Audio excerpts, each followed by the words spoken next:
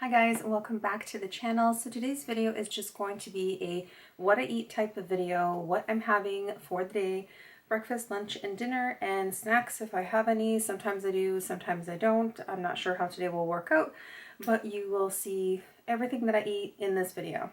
So here on the channel, if you're not familiar with it and you haven't subscribed yet, you will find videos on health and wellness. You're going to find health tips. And of course, the biggest thing that I do is quick and easy recipes. So my recipes are full of nutrition. They are going to keep you feeling super full. They're usually very high in fiber. So my quick and easy recipes are very helpful because they are quite low in calorie density, which means you can eat a lot more food for less calories. And because I eat an abundance of food, I like big portions of food. This is really important for me and has kind of been a lifesaver because I was one of those people that were eating these tiny little portions throughout the day. Everything was measured. I had like little containers that measured everything. And now I don't measure anything. I don't worry about what calories I'm putting in because I know that typically all the foods that I'm eating are lower in calorie density anyway. So I know that I'm not going to go above and beyond the calorie intake that I need for the day. So these foods are starch solution approved if you are doing the starch solution with Dr. McDougall's book, The Starch Solution. If you haven't already read the book, I suggest you pick it up because it is honestly such a lifesaver. It is a wealth of information and really it is just basically eating real food. And that is just the basics. You know, you're not going to be eating a lot of processed foods. You are going to stick to whole foods and whole grains and an abundance of veggies, and you're also allowed to have many fruits. So let's get right into the video so you can see what I am having for the day. And if you haven't already subscribed to the channel, please consider doing so if you are interested in health and wellness related type videos. And of course, quick and easy recipes, because who's got time for fussy recipes? I know I don't.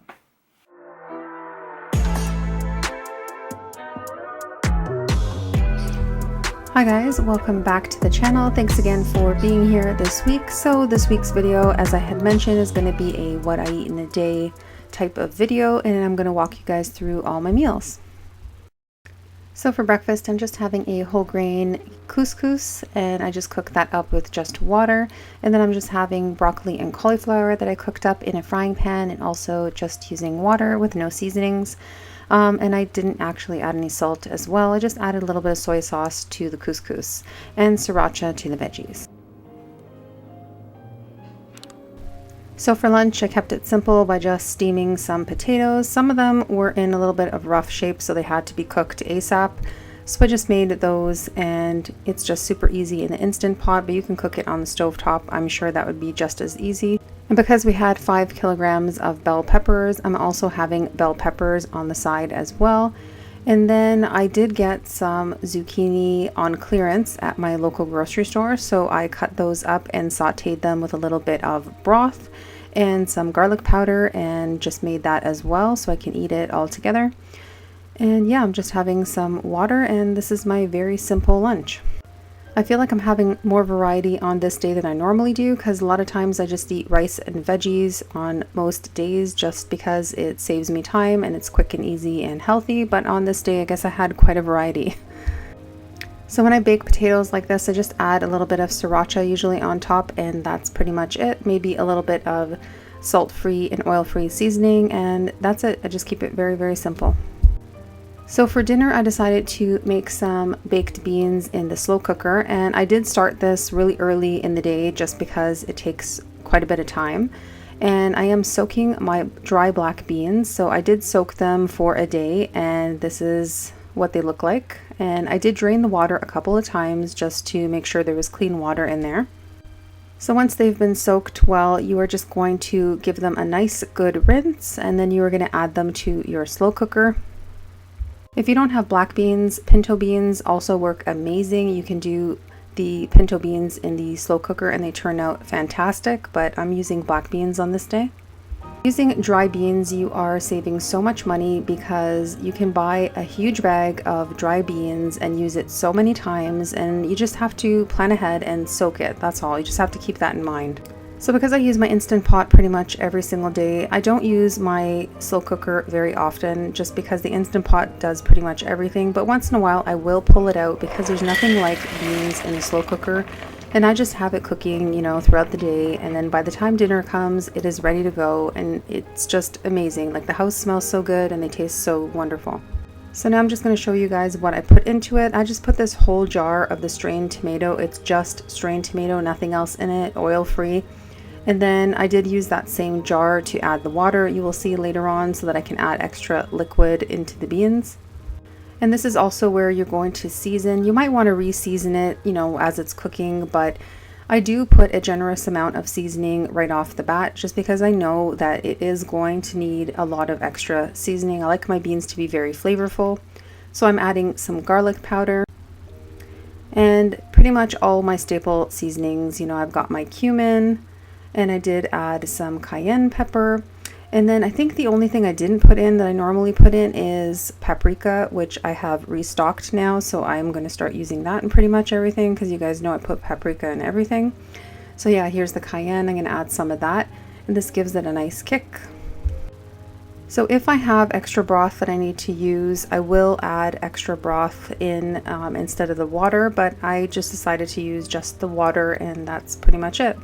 And then of course oregano, another staple. I use a lot of oregano because it is super healthy for us and I feel like it adds great flavor in my cooking. So now some chili powder because I feel like this would not be baked beans in the slow cooker without a little bit of chili powder. We got to add some of that in. So now remember, just because I'm using these seasonings doesn't mean that you have to use them. Use whatever you have on hand, use whatever you prefer. That way you're going to enjoy your beans because you might not like all of the seasonings that I use. So again, modify it to your liking. So now I'm going to go ahead and just add just some filtered water. And I put, well, I'm just showing you how much. So it is, I thought it was half of a jar, but I think I put a bit more than half.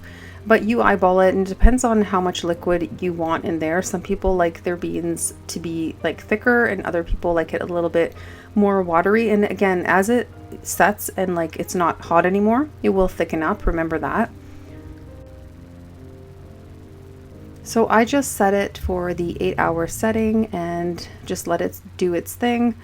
I'm just showing you guys, I'm mixing up all of those seasonings in quite well. I'm going to cover it up and throw it on the 8-hour setting. That way it can slowly cook, but you can do it on the high setting if you were in a pinch and had to do it in less time. And I think the high setting will do it for 4 hours.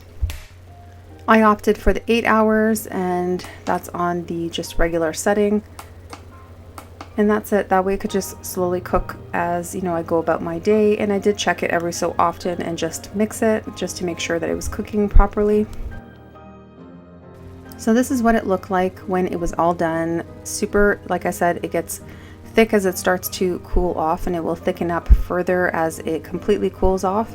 But yeah, it's super delicious and I just had that along with a few other sides and that kept me feeling super full, and it's high fiber and a lot of protein. I had a nice salad with of course my bell peppers, and I made some brown rice, and this meal was probably one of my favorite meals because it just kept me feeling super full and satisfied. And again, going back to starch solution, you can make your plate, and if you are hungry still, then make another plate. Just remember to make sure you're incorporating a lot of veggies, get those non-starchy veggies in, and eat a well-balanced diet. Thanks so much for watching, guys. Thank you so much for being here again this week. Thank you to all the new subscribers and all my current subscribers, and I will see you guys very soon. Stay healthy, everyone.